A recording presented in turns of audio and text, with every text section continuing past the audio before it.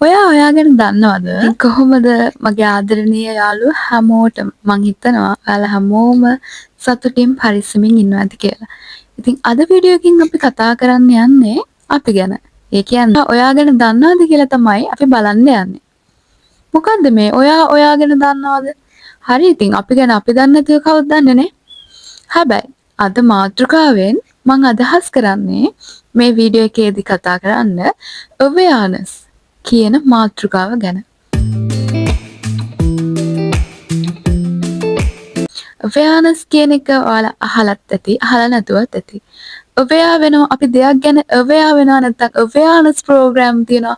මොකද්ද මේ awareness කියන්නේ? awareness කියන්නේ දැනගන්නවා කියන එක. ඒත් මොනවාද දැනගන්නේ? මේ mindfulness, law of attraction, ඊට පස්සේ මේ ආධ්‍යාත්මික මාර්ගය ඔය වගේ මේ කැටගරි එකේ තියෙන මාතෘකාවන් කතා කරද්දී කතා නොකරම බැරිදී සහ අපේ ජීවිතේ සතුට සැනසීම හදාගන්න අපි දැනගන්න ඕන වචනයක් තමයි මේ awareness කියන්නේ. තමන් ගැන තමන් දන්නවා කියන්නේ. aware වෙනවා කියන්නේ. conscious වෙනවා කියන්නේ. ඉතින් aware එක ගත්තාම ඉස්සලාම අපිට කියන්න පුළුවන් මෙන්න මෙහෙම. අපි ගැන අපි දන්නවා. ඔයා ගැන ඔයා දන්නවද? මොකද්ද ඔයා ගැන දන්නවද කියන එකෙන් අදහස් කරන්නේ myself කියනවා වගේ ඔයාගේ ජීවිතය ගැන ඔයා දන්න ප්‍රමාණයද? නැහැ. අපිට එදිනදා ජීවිතේ ජීවත් වෙද්දී අපිට අමතක වෙන දෙයක් තමයි ටික වෙලාවක් අරගෙන අපි ගැන කල්පනා කරන එක. ඒ වගේම මොකද්ද? අපිට එදිනදා ජීවිතයේදී විවිධ සිදුවීම් හරහා ඒ සිදුවීමට මුහුණ දෙන්න උනහම අපිට ඒ වෙලාවට එන සිතුවිලි මොනවාද? අපි ඒකට රියැක්ට් කරන්නේ කොහොමද කියන එක ගැන අපි අවබෝධයෙන් හිතන්නේ. අපි ඔහේ ජීවත් වෙනවා. අපි හිතනවා මේක තමයි ජීවිතය.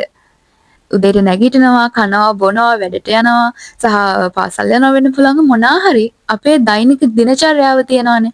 මෙන්න මේකට තමයි අපි ජීවිතය කියලා කියන්නේ.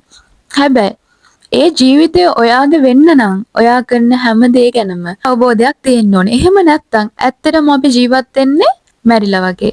ජීවත් වුණත් මරුණු මිනිස්සෙක් වගේ තමයි මේ aware එක නැත්නම් අපි ජීවත් වෙන්නේ. උදාහරණයක් විදිහට මෙහෙම කියන්න. අපි ආසම කාටුන් එකක් හරි ටීවී සීරීස් එකක් හරි මොකක් හරි බලන ගම අපි කැමතිම කෑමකුත් කනවා. අපි කැමතිම කෑමක් එක්ක තමයි අපි ඒක බලන්නේ. එතකොට මේ දෙකෙන් වැඩිපුරම කැමති ඔයා කෑමට නම් ඔයාට මතකයි ඒකේ රස. නැත්නම් ඔයාට මතකයි කොහොමද ඒ වෙලාවේ ඒ රස කොහොමද තිබ්බේ? ඒකේ ලුණු වැඩිද, ලුණු මදිද? ඔයා ආසයිනේ කෑමට. ඒකට ඔයා ලොකු අවධානයකින් ඒ කෑම එක කනවා. ඔයා ඒ කෑම එකට වඩා අර ටීවී සීරීස් එකට හරි ඒ මොහොතේ ප්ලේ වෙන ඒ මොහොතේ ඔයා බලන දෙයට ඔයා කැමතියි නම් ඔයාගේ අවධානය තියෙන කෑම එකට නෙවෙයි ටීවී එකට. එතකොට ඔයා ආසම කෑම ඇත්තටම කාලා ඉවර වෙයි. හැබැයි ඔයාට ඒකේ රසවත් ගානක් නැහැ. අන්න ඒ වගේ දෙයක් තමයි මේ මුළු ජීවිතේම කියලා කියන්නේ. අපි එදිනදා වැඩ කරන සියලුම දේ මුළු සම්පූර්ණ ජීවිතේම අන්න ඒ වගේ දෙයක්. අපි ඒක අවබෝධයෙන් aware එකක් ඇතුව ජීවත් වුනේ නැත්නම් හරියට අපි මැරුණු කෙනෙක් වගේ තමයි ජීවත් වෙලා තියෙන්නේ. ඉතින් ඒක ඔයාටම හිතලා බලන්න පුළුවන්. ඔයාගේ ජීවිතයේ අතීතය ගැන හිතලා බලද්දී ඔයා ඒ අවස්ථාවලදී ඒ සිද්ධිවලදී ඒ කාල පරාසයන් වලදී ඔයා එක්ක හිටියද? මට හැඟීම තේරෙනවා. එහෙම හිතලා බලුවාම අනිවාර්යයෙන්ම අපි කාලයක් අරගෙන හිතලා බලන්න ඕනේ මමත් එහෙමද ජීවත් වෙන්නේ කියලා. ඉතින් ඒ දෙකේ වෙනස අඳුරගන්න පුළුවන් ඔයා එහෙම හිතුවොත් විතරයි. එහෙම හිතන්නේ නැතුව සාමාන්‍ය විදිහටම ඔයා ජීවත් වෙනවා නම් ඔයා එදිනදා වැඩ ටික කරගෙන ඉන්නවා නම් ඔයාට ඒක වෙනස තේරෙන්නේ නැහැ. හැබැයි ඔයා උනන්දුවෙන් ඒක කල්පනා කරලා බැලුවොත් ඔන්න ඔයාට තේරෙනවා ඕනේද.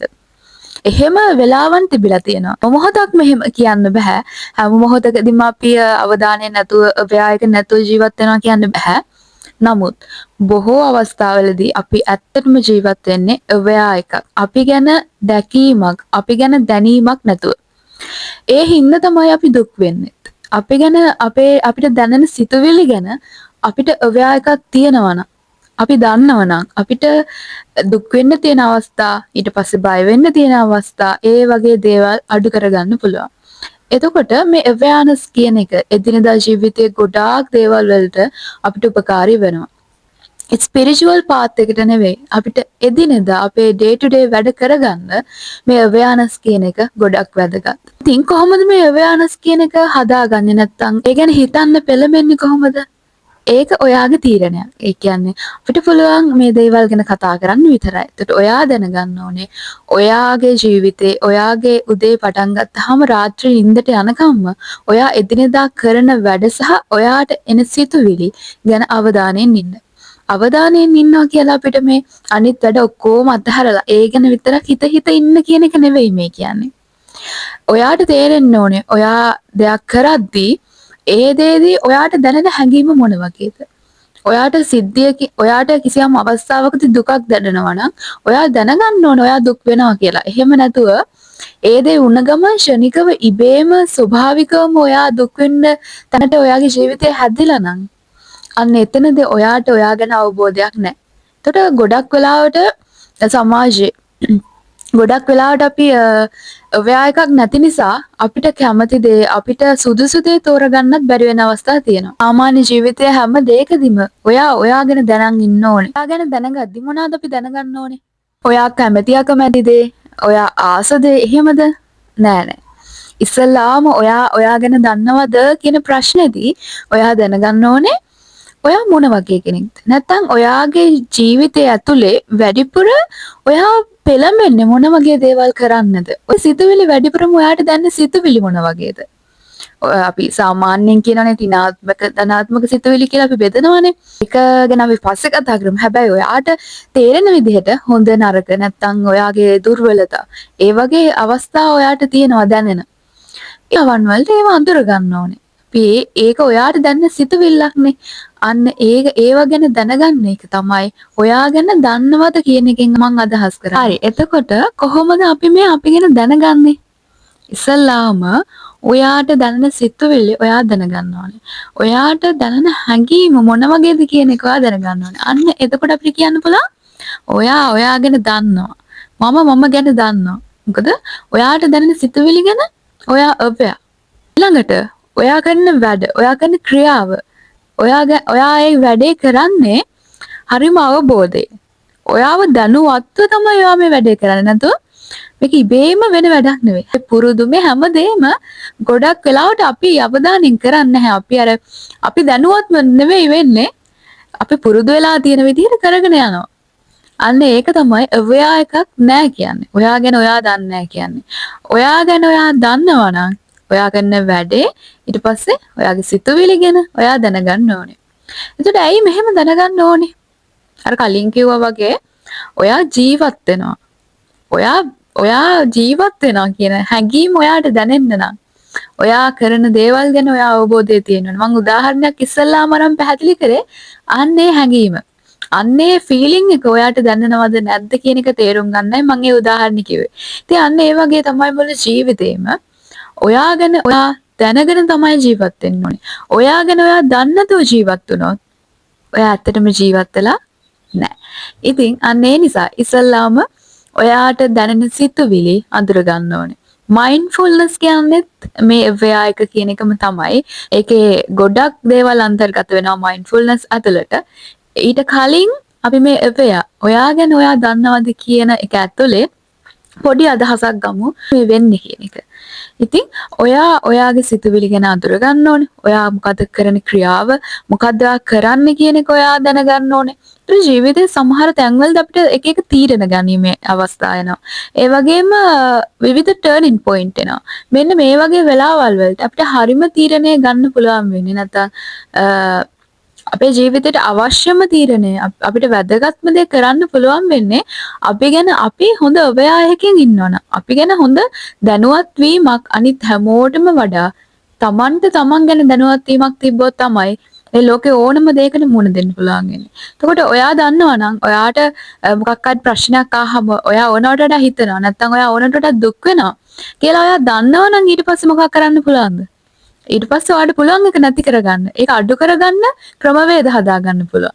හැබැයි ඔයා එහෙම වෙනවා කියලා දන්නවත් නැත්තම් ඔයා ඒ විදිහටම ඉස්සරහට ජීවත් වෙවි යනවා. ඒක වැඩි වෙනවා මිස අඩු වෙන්නේ නැහැ. ඉතින් ඒ වගේම තමයි අපි කෝපි එකක් බොනවා.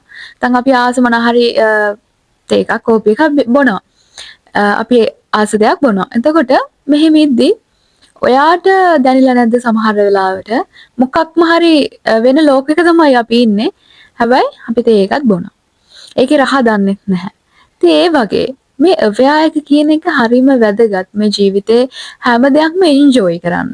චූටි චූටි දේවල් පවා එන්ජොයි කරන්න නම් අන්නේ අව්‍යායක වැදගත්. ඒ කියන්නේ බාහිර පරිසරයේ කෙරෙහි තියෙන අව්‍යායක වගේම තමන් ගැන තියෙන අව්‍යායක තුරු වෙන්න ඉස්සලාම ඔයා ගැන ඉගෙන ගන්න. මේ අව්‍යායක කියන්නේ ඉගෙන ගන්නවා කියන එක. අඳුර ගන්නවා කියන්නේ දැන ගන්නවා කියන්නේ අපි යමක් ඉගෙන ගන්නවා අපි ගැන. මේ ජර්නි එක එහෙම ජර්නි එකක්. අපි ගැන අපි ඉගෙන ගනිමින් යනවා. ඉතින් ඒකෙදි ඔක කරන්නම බැරි වචනයක් තමයි awareness කියන්නේ. ඔයා ගැන ඔයා දැනුවත් වීම. ඒ කියන්නේ ඔයාගේ සිතුවිලි, ඔයාගේ පුරුදු, ඔයාගේ ක්‍රියාවන් ගැන ඔයා දැනුවත් වෙන්න ඕනේ. ඉතින් ඒ හින්දා අපි සතුටුදායක දේවල් ගැනත් ඔයා වෙන්න ඕනේ. ඒක සතුටක් කියලා දැනන් හිටියේ නැත්තම් මොකද වෙන්නේ? සතුට දැනුණත් වැඩක් නැහැ. හැබැයි ඒ සතුට වගේ නෙවෙයි දුක, අපිට ලැබෙන අභියෝග, බය, ඊට පස්සේ විවිධ අපහසුතාවයට අපේ මනසට දැනෙන පීඩනය කියන එක තමයි අපි නැති කරගන්න ඕනේ. ඉතින් ඒක නැති කරගන්න තමයි ඔයා ගැන ඔයා එක තියාගෙන ඉන්න ඕනේ. ඔයා ගැන ඔයා දන්නේ නැත්නම් අද ඉඳලා පටන් ගන්න ඔයා ගැන ඉගෙන ගන්න. ඔයා ගැන දැනගන්න. ඒක පුදුමාකාර ශක්තියක්. ඔය අව්‍යා කියන එක, අව්‍යානස් එක කියන එක ඔයාගේ ජීවිතයට ඇතුළත් කරගත්තට පස්සේ ඔයාට මාරම ශක්තියක්, ගැම්මක් ඔයා ගැන දැනෙනයි. මොකද ඒක වචනෙන් කියන්න බැරි ශක්තියක් මං හිතන්නේ. ඒක වචනෙන් කියන්න බැරි වයිබ් එකක් මං හිතන්නේ. ඉතින් ඒක දැනුණාම ඔයාට ඕන දෙයකට මුහුණ දෙන්න පුළුවන් ශක්තියක් හැදෙනවා. ඔයත් එක්ක ඔයා ඉන්නවා කියන එක දැනෙනවා. ඒ වගේම නිකන් මම මෙච්චර කාලයක් නිකන් නිින්දක හිටියා වගේ දැන් තමයි මම ඇහැරිලා ඉන්නේ වගේ හැඟීමක් දැනෙනවා. මේ අව්‍යානස් එක කියන එක ටිකෙන් ටික ජීවිතේදී ඔයා එදිනදා ජීවිතේට යොදාගත්තාම පොඩි පොඩි දේවල් වලට, ඔයා දුක් වෙන කාරණා වලට, ඔයාට බයක් දැනෙන කාරණා වලට මේ දේ යොදා ගන්න. නිකන් ඕන තරම් දුක් වෙන්න, ඕන තරම් බය වෙන්න, ඕන තරම් අපහසුතාවයෙන් ඉන්න කියලා ඔයාගේ මනස, ඔයාගේ හිත ඔයාට කියලා දීලා තියෙනවා. ඒක පුරුද්දක් වෙලා තියෙනවා. ඔයා දන්නේවත් නැහැ මේ සිතුවිලි එනවද? ඔයාට කොහොමද මේ වෙලාවේ දැනෙන්නේ? මට දැනෙන සිතුවිලි මොනවද? මේක හොඳද නරකද කියලාවත් ඔයා දන්නේ නැහැ. පුරුද්දක් විදිහට ඒක කරගෙන යනවා. ඒක නවත්තන්න නම් ඔයා ගැන ඔයා දැනගන්න ඕනේ. ඉතින් ජීවිතේ ලොකු අරමුණු වලට යන්න, ඔයාගේ හීන හැබෑ කරගන්න, ඔයා සතුටින් ඉන්න, සැනසීමෙන් ඉන්න නම් මේ අව්‍යානස් එක තියෙන්න ඕනේ. ඒ හින්දා අද ඉඳලා පටන් ගන්න. ඔයා ගැන ඔයා අව්‍යා වෙන්න. ඔයා ගැන ඔයා දැනගන්න. මේ ලෝකේ හැමෝටම වඩා ඔයා ගැන ඔයා දන්නවා කියන හැඟීම ඇති කරගන්න. මොනවාද ඔයාගේ තියෙන දුර්වලතා, හොඳ නරක, මොන වගේ සිතුවිලි දෙන්නේ, මොනවාද ඔයා කරන ක්‍රියාවන් කියන දේවල් ගැන හොඳ අවබෝධයකින් ඉන්න. පොඩි වැඩවලට අවධානය දෙන්න. ඔයා නොදැනුවත්ව නෙවෙයි ඔයාට සිතුවිලි එන්නේ. ඔයා නොදැනුවත්ව නෙවෙයි ඔයා කරන ක්‍රියාවන් කරන්නේ. ඔයා නොදැනුවත්ව නෙවෙයි ඔයා දුක් වෙන්නේ. ඔයා නොදැනුවත්ව නෙවෙයි hina වෙන්නේ. ඉතින් ඒ වගේ දැනුවත්ව සතුටක් විඳිනවා කියන එකත් වෙනම දෙයක්. අපිට ඉබේටම සතුටක් දැනෙන එක නෙවෙයි. ඔයා දැනුවත්ව ඔයා සතුටු වෙනවා. මට ඔයා ලෝකෙට ග්‍රේට්ෆුල් වෙනවා කියන එක පුදුමාකාර හැඟීමක්. ඔයා ගැන ඔයා දැනගන්න. ඉස්සලාම කලින් කිව්වත් වගේ ඔයාට එන්නේ මොන වගේ සිතුවිලිද? ඒක හොඳද නරකද? ඔයාට සිතුවිල්ල දැනෙද්දි කොහොමද දැනෙන හැඟීම කියන දේවල් ගැන චුට්ටක් හිතන්න පටන් ගන්නකෝ. අපි ඉස්සරහට කතා කරමු එතනින් පස්සේ මොකද කරන්න කියලා. ඉතින් ඇත්තටම සතුටින් ඉන්න නම්, ඇත්තටම ජීවිතේ සැනසීම හදාගන්න ඕනේ නම් අව්‍යානස් එක ඔයාගේ ජීවිතයට එකතු කරගන්න. මේ වීඩියෝ එකෙනුත් ඔයාගේ ජීවිතයට චූටිම හරි දෙයක් එකතු කරගන්න ඇති කියලා. මේ අව්‍යානස් කියන මාතෘකාව ඇතුලේ මම මේ කියපු චූටි කාරණා ඇතුලේ ඔයා ආයෙත් පාරක් හිතන්න. ඇත්තටම ඔයා සතුටින් ඉන්නේ කියන එක ගැන හිතන්න. ඇත්තටම ඔයා ජීවත් වෙනවද කියන එක ගැන හිතන්න ඇති කියලා මම හිතනවා. එහෙම හිතුවේ නැත්තම් පොඩි වෙලාවක් අරන් හිතලා බලන්න. මේ තරම් කාලයක් ඔයා ගැන ඔයා දැනගන්නේ නැතුව ජීවත් වුණා නම් ඒ හැඟීමයි ඔයා ගැන ඔයා දැනගෙන ජීවත් වෙද්දි දැනෙන හැඟීමයි අතර වෙනස පොඩ්ඩක් ෆීල් කරලා බලන්න. එතකොට දැනේ ඇත්තටම ඔයා මරුණු කෙනෙක්ද ඇත්තටම ජීවත් වෙන කෙනෙක්ද කියලා ඔයාට තේරෙයි. ඉතින් අපි ඊළඟ වීඩියෝ එකෙන් හම් වෙනකන් සතුටින් පරිස්සමින් ඉන්න මතක් කරලා සැනසීමෙන්